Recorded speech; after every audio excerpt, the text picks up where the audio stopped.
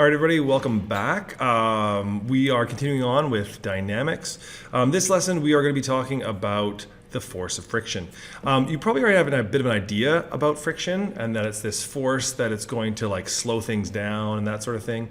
And oftentimes that's what friction does. Although we'll see there's circumstances where friction might behave a little bit differently than one might expect. But at the basic level, a force of friction really is what's going to occur whenever two surfaces try to slide past each other. So whenever two surfaces slide past each other.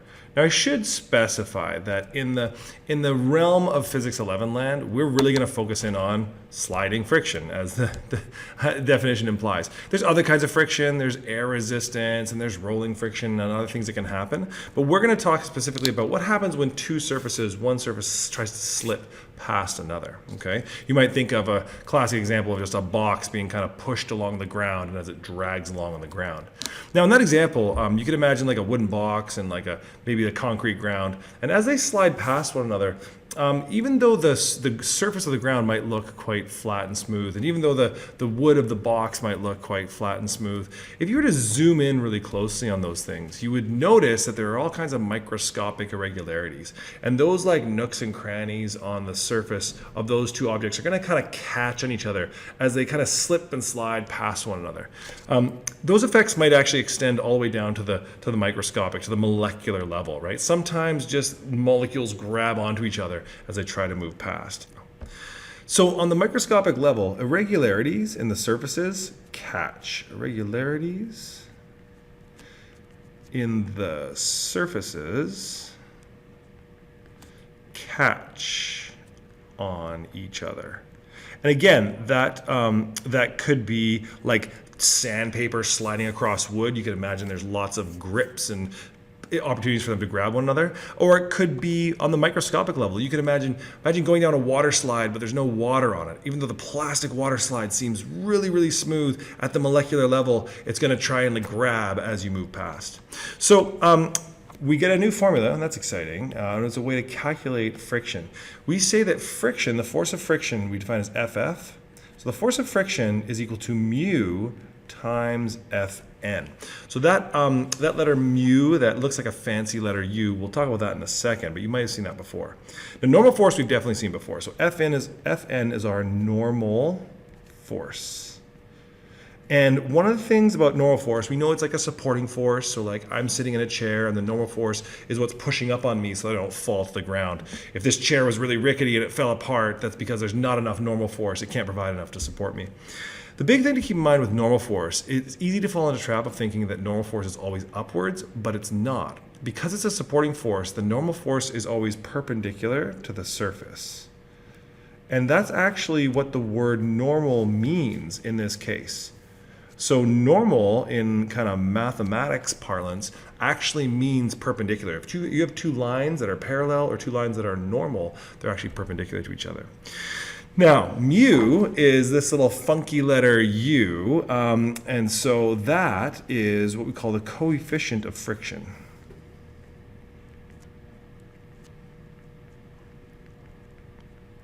And so it is, like we said, it's the Greek letter mu. And the thing to keep in mind with mu is mu really just gives us an idea of how grippy two surfaces are, okay? So it's important to keep in mind with mu is it's going to depend on both surfaces. So what I mean by that is you might be tempted to say, well, what's the mu value of the road? Or what's the mu value of a sheet of ice? Well, that's really going to depend because what's trying to slide on that ice? You could imagine a hockey skate sliding on ice would probably have a very, very low mu value because there's not going to be a lot of friction.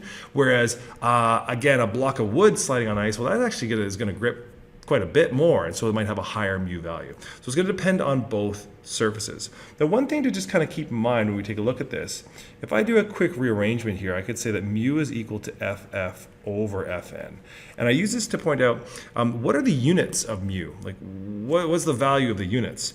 Well, the value of the units for friction force is newtons, and for normal force is newtons. So the units for mu are actually no units at all. Really what mu is just a ratio. It's just a ratio that tells you this is how much friction force you're going to get for a given amount of normal force. Now, there are two kinds of friction that will come up, and two kinds of sliding friction, I should say, within this. We've got static and we've got kinetic. And kind of like their names imply, static friction is going to be the friction on a stationary object. So how much friction is there on an object that's not yet moving? And by comparison, kinetic friction is going to be friction on a moving object.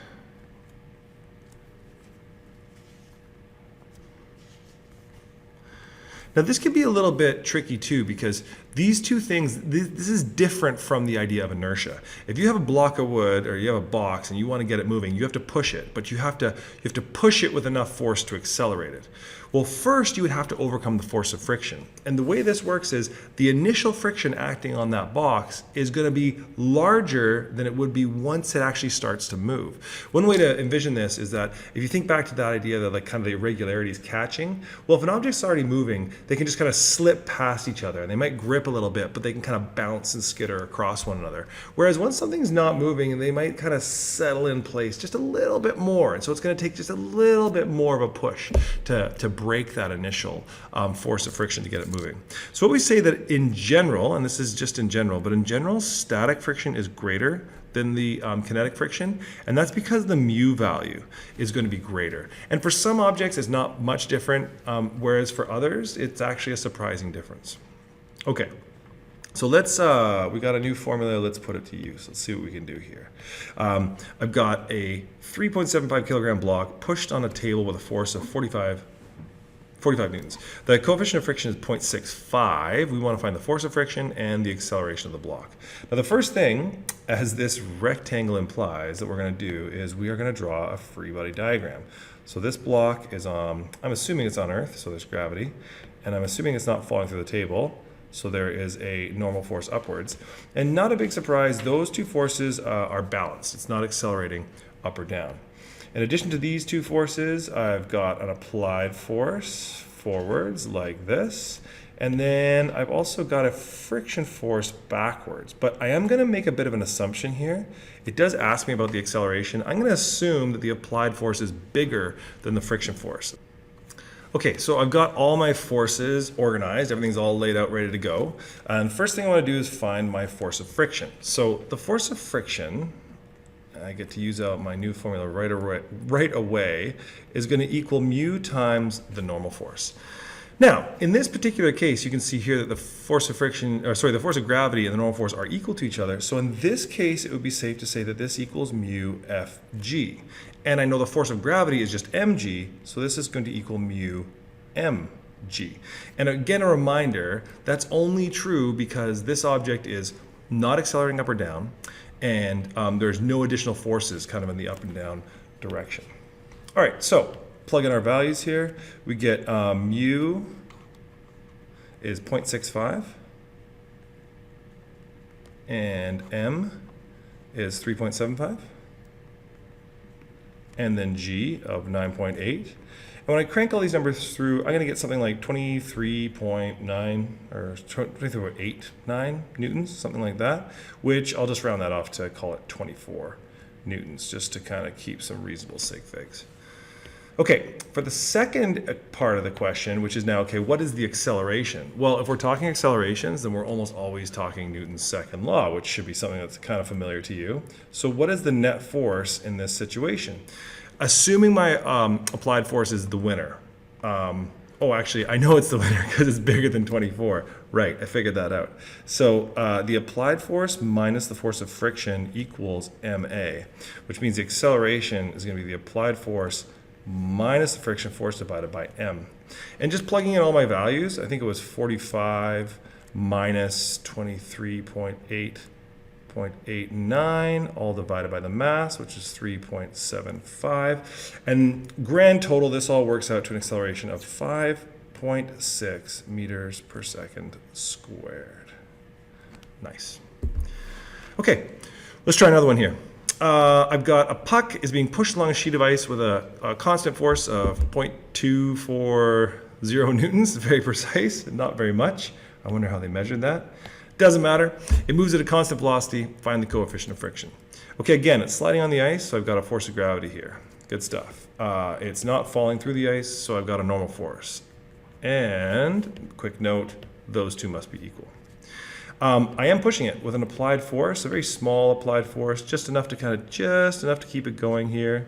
There's an applied force that way, and there is a little tiny friction force backwards like this. Now, keep in mind that we are moving at a constant velocity.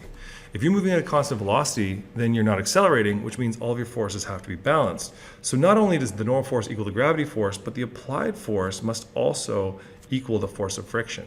If this here is 0.240 newtons, then so is this one right here, 0.240 newtons. So to find the coefficient of friction, I'm going to need to use this formula. Force of friction equals mu times Fn, and that means that mu is going to equal Ff divided by Fn. Well, let's just remember here that I said Ff is actually just equal to the applied force, and the normal force is just equal to the force of gravity. And I know the applied force, and gravity is just m times g. So subbing in all my numbers, I get 0.240 divided by, what was the, 0.2, okay, so 0.200 times 9.8, and put it through the calculator, and we get a coefficient of friction of around 0.122. And remember, there's no units there, because that is just a ratio. Something to keep in mind, your typical mu values, obviously the smaller, the less friction there is, but typically mu values are going to be 1 or less than 1, typically speaking. If you had like really grippy surfaces like Velcro or something, you might get some value more than that, but typically speaking, we're going to look for a decimal number less than 1. So 0.1 for ice seems pretty reasonable. Okay, last example here, and this one's definitely a tricky one. I'd actually recommend for you to try this one. Hit pause in the video and see if you can come up with a free body diagram. Because if you can do the free body diagram on your own, then you can do the whole problem. But it definitely takes a little bit of thinking, and I don't want to spoil all the fun for you by just giving it away. So, assuming you've paused it and now you're just checking your work, let's think about this. A 1.1 kilogram textbook is held against the wall with a vertical force of 45 newtons. What is the coefficient of friction between the book and the wall? So essentially we're pushing this book into the wall, and by pushing into the wall, we're preventing it from slipping. A couple things to think about is that I think we can assume that when you push it with 45 newtons, that's like just enough force so that it just barely doesn't slip down the wall, okay? And so let's think about what's going on here. Well, there is a force of gravity pulling down this way, and I do push the book into the wall, and I push it pretty hard that way, so there's an applied force that way. But what are the other forces in this situation? Well, if I push into the wall and the book doesn't go through the wall, then I guess the wall is pushing back. So there must be a force directly backwards this way. And that force there is the normal force, because that's the supporting force of the wall. Notice that the normal force is perpendicular to the surface. It's just that in this case, the surface itself is vertical. Now, the book also doesn't slip. And the reason it doesn't slip is because it's kind of grippy. Between the wall and the book, there's like a grippiness, and that grippiness is the force of friction. Now, taking this a step further, this book is not accelerating. It's not going through the wall, but it's also not falling down. So that means this up force must equal this down force, and this into the wall force must equal this out of the wall force, which is a little bit of a strange situation. I've got my applied force equal to the normal force, and the force of gravity is actually equal to the force of friction. Now, bringing this all together, we want to find the coefficient. So Ff equals mu Fn. And again, I can solve this and say that mu is going to equal Ff divided by Fn.